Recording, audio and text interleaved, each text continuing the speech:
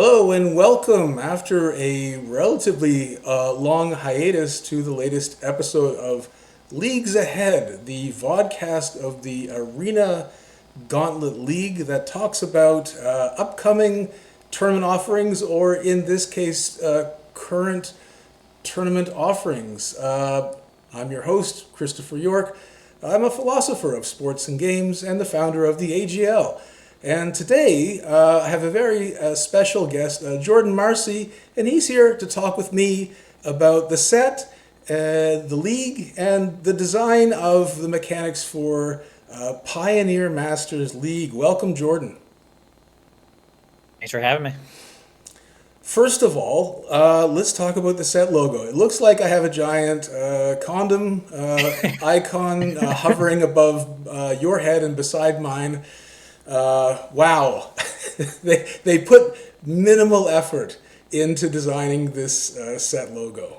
I got it. Let's start there as a sort of Yeah, I mean, this one's not great. I don't think the Aether Drift logo doesn't seem all that great.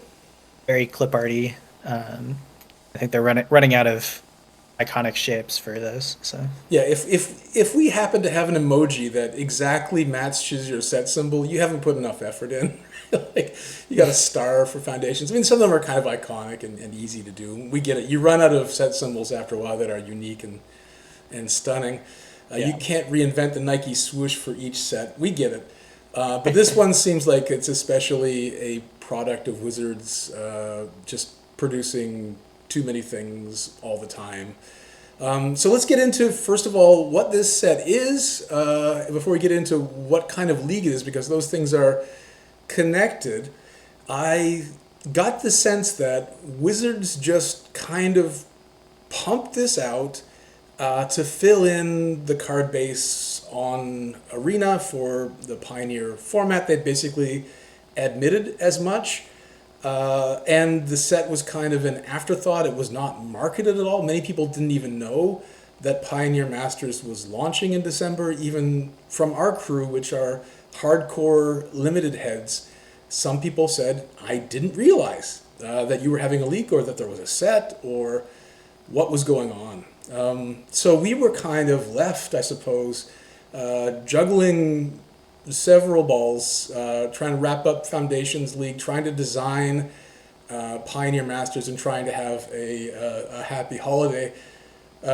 Jordan, this design, this league design, is basically your baby. So can you speak a little bit to what kind of situation that we were in when we were starting to contemplate designing for Pioneer Masters League, and how this whole hot mess just ended up on your lap?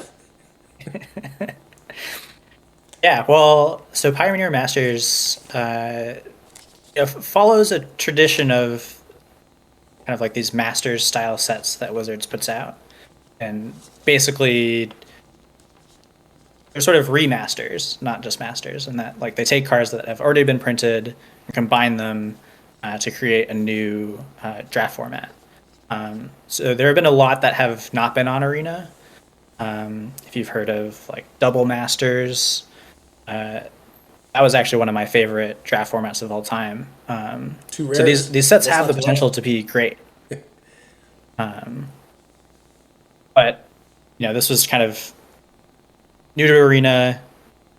Basically, the goal was to bring Pioneer uh, to Arena, sort of fill in any gaps between it was Explorer and Pioneer. I mean, I'm so out of the loop on most of the constructed formats, but they kind of dumped this in December and said, "Hey, here's a draft set. Have fun." And it is pretty fun.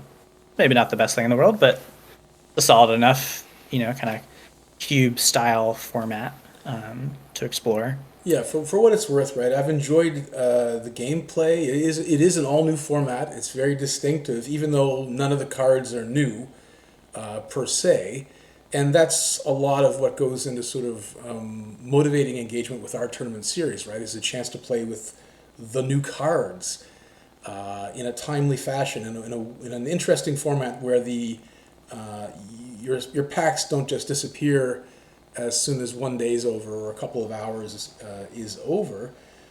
So, given that we didn't have that pool of brand new cards to play with, I was quite happy with the registration hanging at around 90 players, which is around three quarters of our usual tournament entry total. Compare that to, say, a 3-week league where normally you have about half of our league participating. So the numbers were up for Pioneer Masters, even though the publicity was down. Like I say, Wizards didn't let people know this was a set that was happening. But I think part of that, the number boost, comes from our decision to make this a full campaign league, or like a 6-week league instead of a 3-week league. Originally, we were sort of playing with the idea of putting 2 3-week leagues in this interstice between Foundations and Aetherdrift. So maybe can you tell us what your thoughts are about this decision, and do you think we made the right call? Or I think that you were in the camp, even though that you were the sort of main head designer for this league, I think that you were advocating at the beginning that it be a 3-week instead of a 6-week offering. So have you come around on that since then? Yeah, I mean, I think it ended up mostly being, it was a choice between two sort of suboptimal outcomes compared to like our normal sort of like new set leagues, and the excitement those bring. Kind of like the best analog to this would have been Khans of Tarkir from last year. Right. Again, the same time, kind of winter. It's new to Arena, but old cards. And we had to start our league several weeks after Khans had actually, or Pioneer Masters had, released on Arena. I think ultimately it'll end up fine as a 6-week league. I think we kind of benefited from the fact that not a lot of people played the set, even like you said on our server. I think so people joining the league, 3 weeks afterwards, maybe a lot of the cards and experiences were new to them. So I think I'm happy we're getting to explore Pioneer Masters, explore the Planeswalker design, explore the rotating bonus sheets. Yeah. So I think it worked out as well as it could have. I think it also, I mean, given that this league has surprisingly been one, I think, of the more technically more difficult leagues for Steve to implement. I think we're also just saving some years off Steve's lifespan by having this sort of mechanic rotate twice instead of designing a whole new league thing. So yeah, I think I'm with you. I think we made the right call to make this a 6-week experience, and it seems that happily, the mechanics are deep enough and interesting enough that it sustains longer play. So without much further ado, let's talk about the Planeswalker mechanic. And if I'm not mistaken, our first Planeswalker, which I'm going to bring up on the screen for everybody to see, was the Jace Planeswalker. So can you talk us through a little bit of what Jace is, what his design's trying to do, and the kinds of choices you had to make when you were, first coming up with the Planeswalker mechanic for Pioneer Masters League, and Jace in particular? Yeah, so Jace the League Sculptor, which we love the name. Yeah, so basically we had this idea for, we have Pioneer Masters, we have 3 bonus sheets, and at the time we were talking about a 3-week league, so we were like, okay, we have the Planeswalkers bonus sheet, we have the Spells bonus sheet, and then we have the Devotion bonus sheet. So let's sort of think about ways to kind of lean into those themes. And for the first week I was thinking, Planeswalkers, loyalty abilities, this is like a classic league mechanic of, you have some sort of like currency, in this case loyalty, and you have to make decisions. You have a couple choices, and you want to have to sort of decide whether to, you want to go, plus a bunch and then ultimate. Do you want to plus and then minus quickly to get more powerful stuff? So it really was sort of trying to come up with abilities that were, recognizable as like sort of like classic League, sort of bonus pack mechanics. So a lot of like choose between two packs, that sort of stuff. Yeah. But Yeah, sort of I think I'm glad that gave people options. Yeah, exactly. Because I think that we've sort of come to the informal consensus that strict mono league sets are kind of samey, right? Mono set leagues are just more of the same. So giving people at least a little bit of breath of air, and here it's mostly war. It's mostly Pioneer Masters, but we have War in week 1. We have Strixhaven in week 2, and Neon Dynasty in week 3, and those repeat for weeks 4, 5, and 6, which lets a little bit of spice into the format. And watching the feature matches, which Richard and his crew have been putting up, you see some strong Strixhaven and War cards kind of making their way into the mix, which is nice to see. And as we enter week 3, I assume also that Neo is going to make its presence felt as well. So obviously, War. And that was actually. Oh, I was just going to mention that was a change. So once we made the change from doing a 3-week league to a 6-week league, basically the first change that I made to the loyalty abilities was before the plus always gave you a Pioneer Masters pack because it was going to be a short league. We'll have a little bit of offset stuff, but we're going to focus on Pioneer Masters. Now that we're doing 6 weeks, it was, okay, now we need to inject just a little bit of extra chaos and make sure people have to, explore some other sets as well. So that was one of the 6 week sort of impacts, I guess. Yeah. Just to talk to Jace, the League Sculptor in particular, can you talk about some of like the knobs and buttons that you had to sort of push to get this 4 loyalty Planeswalker to work?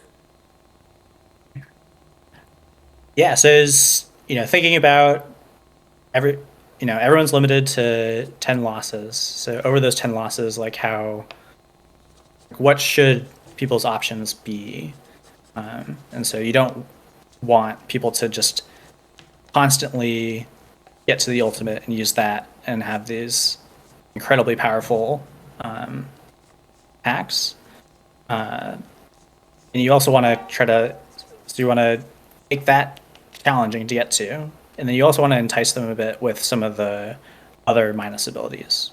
So even just the -1 of choose between Pioneer Masters pack and a War of the Spark pack, that's pretty strong compared to most leagues where you just get the normal set. Having the choice between 2 packs, even if one is slightly weaker, it just gives you more of a chance to find something relevant for your deck. So that's great. That's fun. Hopefully. Yeah, of course. Yeah, I mean, I've heard this. I've heard this mechanic described as it's sort of people think that it's amazing that we haven't done this before. It seems like an obvious fit in some ways, right? It's an automatic classic. It calls back, pretty strongly to other mechanics we've done, like the LCI paths, right? Or perhaps like the BLB boons, right? The Bloomburrow boons. Maybe even as far back as the D&D set, right? And the different kinds of paths you could take there. Maybe less so, but yeah, we've been playing in this space for a while, but I think that it's an automatic home run as far as I'm concerned, and I think it's something that if it goes well, we might use this technology again, right, in a different form, even if it's just for. You could kind of see this, given the sort of tepid reception for the return to Plane Chase. You might see something like this appear instead of a Plane Chase, right? Instead of a Plane Chase plane, you got your Planeswalker for the week. Do with it what you will. Absolutely. I think probably one of the reasons that we haven't done this before is because it's like the most generic Magic thing. Like you're a planeswalker. Hello. But so like for something like LCI, leaning into the caves and like the paths there, or Bloomburrow, the animal boons, like these are all very similar, but they just like fit more with the set itself. Right. But the planeswalker idea is just something that'll be kind of an evergreen if we don't have something more gripping to use. So like it could have worked for really well for Foundations, right? Right. Another kind of more generic Magic set. Pioneer Masters has, there's some theming, but again, it's kind of like drawing from a wide range of sort of Magic's history. So there's nothing like really like at the center of it. In some ways, I do see this as a sister league to Foundations, right? The Pioneer Masters kind of, it kind of borrows, but instead of walking between planes, you are the planeswalker. So it's also a kind of, if you want to get leagues ahead, it's a bit of a preview of what we're probably going to be doing in Ether Drift, because Ether Drift is a planar race between three planes, but it's there and back. Right now we have a cadence of Planeswalker spells Devotion, and then it repeats Planeswalker spells Devotion. In the next set, our 6 weeks are probably going to echo those three planes, right? So plane A, plane B, plane C, then plane C, plane B, plane A, right? So it's going to be like an arc, a literal arc. All right. Is there anything you wanted to say about that before we get to the next Planeswalker? I mean, maybe it's a challenge for us going into Aether Drift to not just fall back on the style of like, here's a week that's kind of like encapsulated. But at the same time, like, it's going to make sense based on what they're giving us. Like we want to lean into the flavor of the set. So however we can, which as yet has not been largely revealed, right? Even though we're about a month out of launching the next league, we still don't know very much about Ether Drift. So we're kind of waiting for WotC to drop us some breadcrumbs as to more specifics about what Ether Drift is going to look like before we can commit anything in that regard. Yeah, right now we're all designing for Mario Kart, it seems, and right. and League crafting and other places. So. Yeah, I mean, I don't think that. I mean, you might say that if we do something similar to what we're doing in Pioneer Masters for Ether Drift, it's formulaic. But if the formula works, if it's doing what it needs to do, and if it's different enough, right? If it's just flavored differently enough to grab people's attention, or to if it lets us try a few new things instead of reinventing the wheel, like if we introduce some race mechanics along with the sort of like so-called planeswalker or plane chase mechanic, that seems fine to me. I do think right now, a lot of the dissatisfaction with Foundation seems to be that, well, it was good, but it wasn't gooder. Right? It wasn't the best, and I think that maybe we're in an era of League design where we're kind of spoiled for good designs, right? We expect large-scale reinvention and just new gripping experiences every time. I think that's a great sign that the LC is doing good things, right? Let good people do good things is sort of my motto. But I don't even think that Foundations really it wasn't a disaster. It was a fine, functional league. It just didn't have that sort of adrenaline rush of big things happening every week. You know what I mean? So it sort of set the bar too high, and then it failed to deliver on that promise. Like, this is going to be the craziest league ever. No, it's not. You're going to have Brawl in the Mega Draft, and that's about it. Yeah, I think, because Plane Chase, so 2 years ago was the first one. And it was seen as a very big success. And then, but in the 2 years since then, the leagues have, really exploded in terms of like complexity of like league design. We've had some really, we've gone like as bizarre as merges at Karlov Manor, Clues to Dread. So we have like all these very complicated things going on, but then when we tried to design single week planes, we like pumped the brakes because there were just like too many of them, right? To fully dive into all of them. So I think in comparison, it kind of felt a little bit flat, um, which is just a good lesson to sort of like learn from. Yeah, I think Um, too we had to compromise a bit on what Plane Chase could be because we were sort of making it about foundations still, right? So it wasn't like it wasn't the whole story, right? Like the first week was monopolized by foundations. The pools were kind of homogenized because we only drew them from one set, so it wasn't really as fully chaotic as previous Plane Chase sets were. So we learned something maybe there as yeah, well.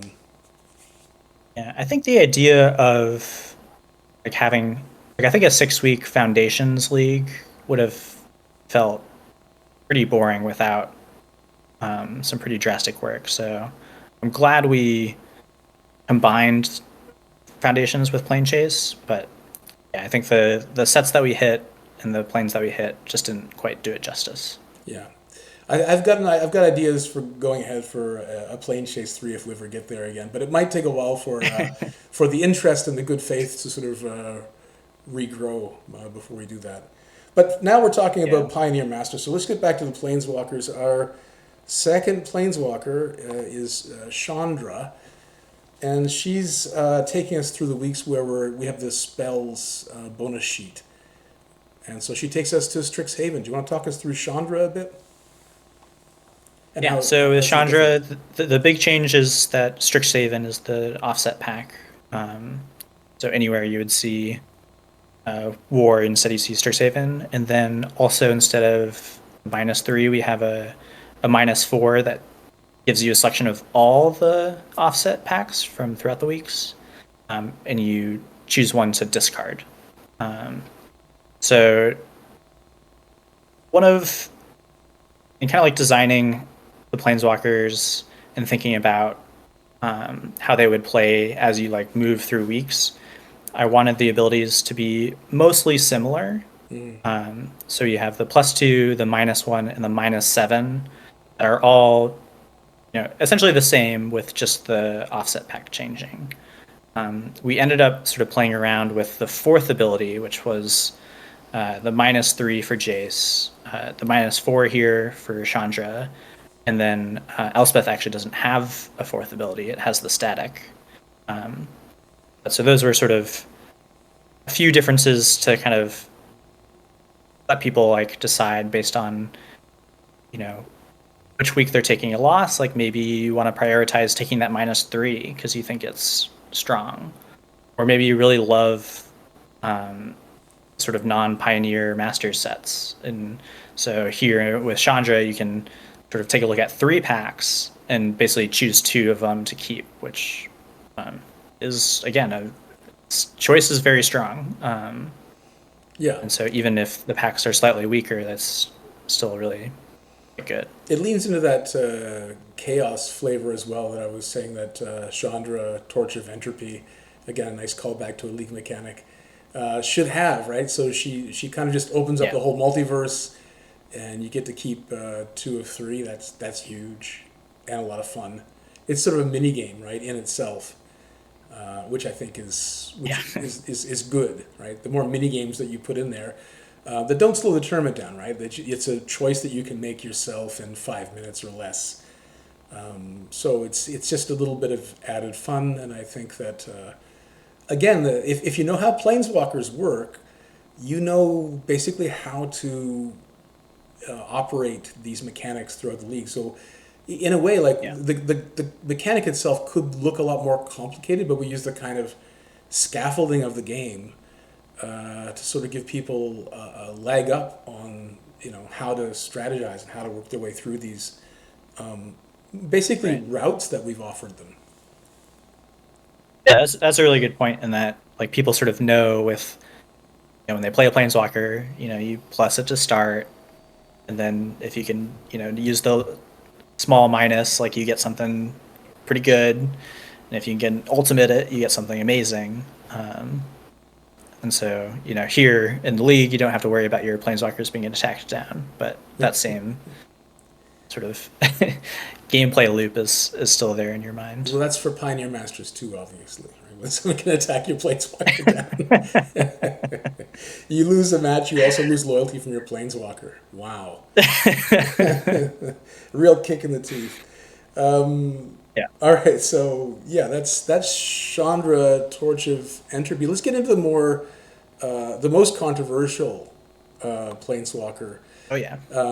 Elspeth, because she's taking us into week 3, which we're about to enter, and we already hear grumblings on the server, right, about Elspeth and her static ability, which is that all decks must adhere to a single guild identity. So this is taken more or less directly from an unused plane from Foundations League, right? Yes. Yeah, from the Guilds of Ravnica / Allegiances of, oh my gosh, what is Ravnica Allegiance, yeah. Ravnica Allegiance? Yeah. Yeah, so it's taken from that. It went through some changes after getting some feedback from the server. I think definitely heard from a lot of people that they didn't want any restrictions, which is fine. Like that's a reasonable opinion. But people wanted yeah, the restrictions reason, in Foundations, right? They wanted it badly, and now they got restrictions. yeah, yeah. And So by the way, I love definitely already that we have like we ramp up to week 3, and we ramp up to a Planeswalker that has a sort of unique ability, a restriction that we haven't seen in weeks 1 and 2. It seems like the right time for something interesting to happen, for something controversial to occur, and having that static on Elspeth is a conversation fire start. It's a point of engagement, as I like to say. yes. And again, in the change from a 3-week league to a 6-week league, I think we would not have had a restriction if it was a 3-week league. Right. And this is made to, here, to sort of cover the pre-complaining about the set that we heard, right? Which is that everyone's going to be playing 5-color soup. How do we fix that? yes. Well, 2 of the 6 weeks, guess what? You can only use 2 colors. Seems And good. Devotion is a mechanic that is all about the different gods from Theros, and those are all either monocolor, which you could play a monocolor deck. Good luck, but Right. but it's just a 2-color gods. So I think having a color identity, fits into the flavor of sort of Devotion Week, and then provides kind of like a new deck building challenge. And I can speak for my own pool. I might get absolutely murdered in week 3. I have an amazing 5-color deck. But I think for changing up different sort of gameplay patterns, I think it'll be. I think people will maybe not enjoy the deck building as much, but I think they will enjoy the gameplay itself. I think it'll be kind of different enough to be worth it. I've built significantly different decks for weeks 1, 2, and 3, and I don't normally do that in a league, right? Normally, I just find my colors, and then pray to the league gods that I get rares in my color that sustain my choice, my initial choice.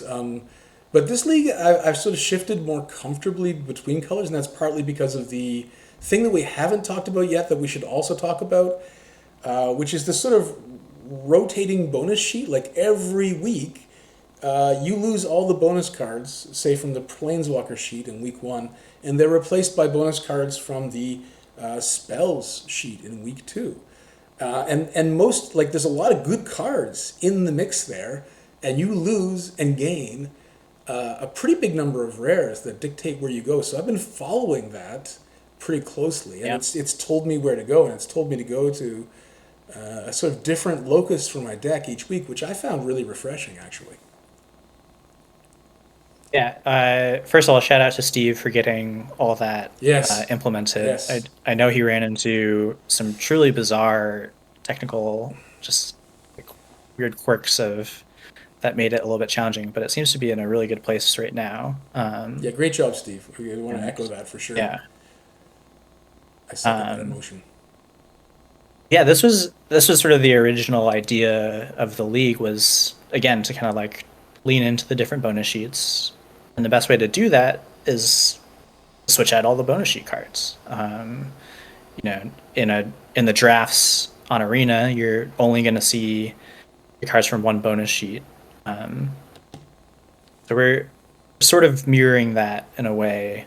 And like you said, it provides kind of a new, just sort of, you have to like reevaluate your pool because you're probably getting, you know, somewhere around like 10 new cards or more. So yeah, I think just providing, sort of forcing people to have to like adjust, play different decks. That kind of is all in our kind of like wheelhouse of design to try to like maintain interest in a league over 6 weeks. Yeah. So let's go back briefly to Elspeth, Mega Draft Champion, and I love that you've used every inch of space on the card here to sort of highlight sort of league specific events and lore. I love the idea of Elspeth as a Mega Draft champ. I love that you've also used the center bar to call out the bonus sheet. Right, so here we have the bonus sheet devotion in the middle bar, which tells us everything we need to know about the Pioneer packs we're getting. And by the way, what program is this? In case people want to make their own Planeswalker, what program did you use to make these cards? Oh my gosh, I had to search around a little bit for a good one. I think it was like MTG Nexus, Okay. but there wasn't a great solution. I'm sure there are better ones, but in terms of being able to create a 4 ability Planeswalker, like this was the site that let me do it, so I just stuck with it. Well, looks the end product looks great. So yeah, good it job. turned out nicely. But in terms of like Elspeth's mechanics in particular, let's talk about those. How did we end up on Neon Dynasty? So we have a few planes, right, that have gods on them. Yes. Kamigawa is just one of them. Obviously, there's Theros, and there's Amonkhet, and possibly others that could sort of vie for contention. Why Neon Dynasty? Why does Elspeth give us Neon Dynasty packs? Yes, so the kind of obvious flavor fit for Devotion was Theros Beyond Death, I think. That's the set that has Devotion in it, on Arena at least. However, we're just coming from Duskmourn not too long ago, where Theros Beyond Death packs were, I think, over half of the comeback packs. Somewhere around there. Obviously, those were very strong because of the -4 deck size.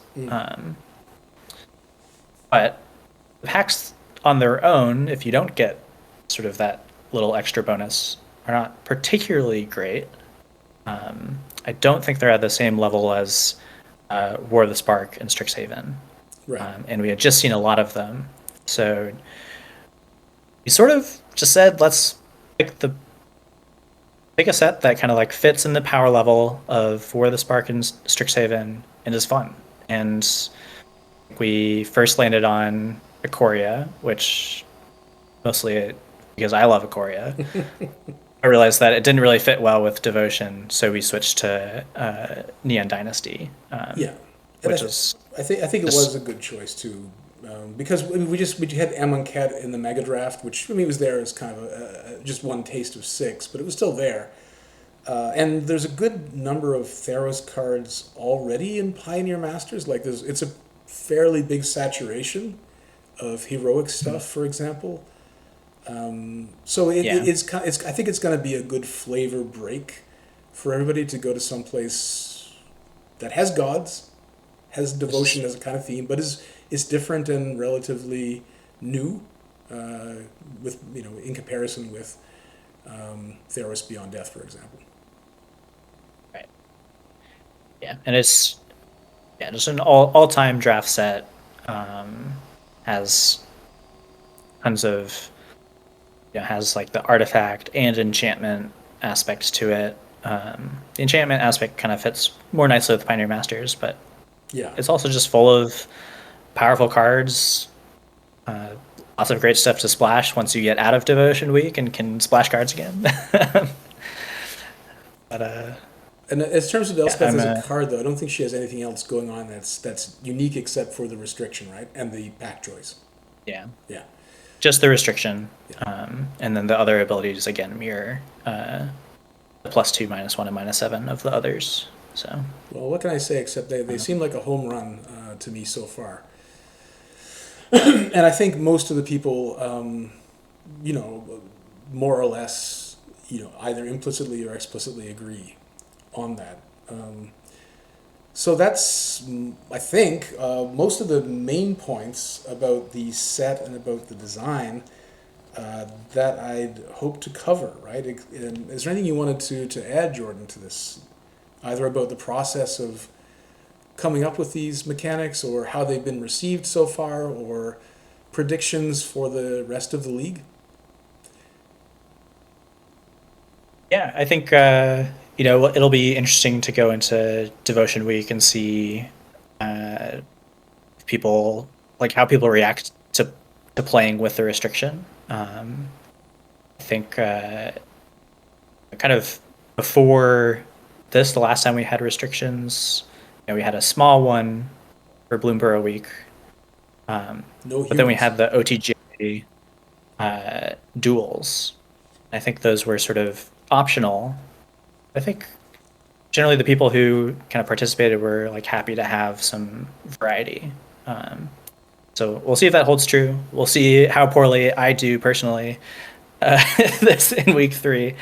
Um, just small tip: if you really don't like the restriction, you only have to play 3 games. That's the minimum, and then you can go back to your multicolored soup piles. Up till week 6. Week 6, though, you gotta play them all, right? If you're still around. Week 6, you got to play it out, but you should have a much larger pool, and you should hopefully be able to have some good options for various 2-color decks. So. All right, Jordan. Well, thanks a lot for joining us today. I really appreciate you taking your time to run us through this league, which bears so much of your fingerprint on it. Really enjoyed sort of seeing this one develop. I was mostly on the sidelines, but at the same time, I'm just thrilled with how it all kind of came together. Right? It seemed like this set relies so much on planeswalkers, and we've never used a planeswalker style mechanic before, and you had the right idea at the right time for the right league, and Yeah. that's design virtuosity. What else can we say? Yeah, I'll be, who knows when we come back to, exactly this sort of like Planeswalker idea, but I'll be very interested to see how it changes in the future if we do come back to it. I think there's lots of different kind of paths to go down. So, Well, thanks again, Jordan. We look forward to seeing you on the program again soon. thanks, Chris. Bye for now.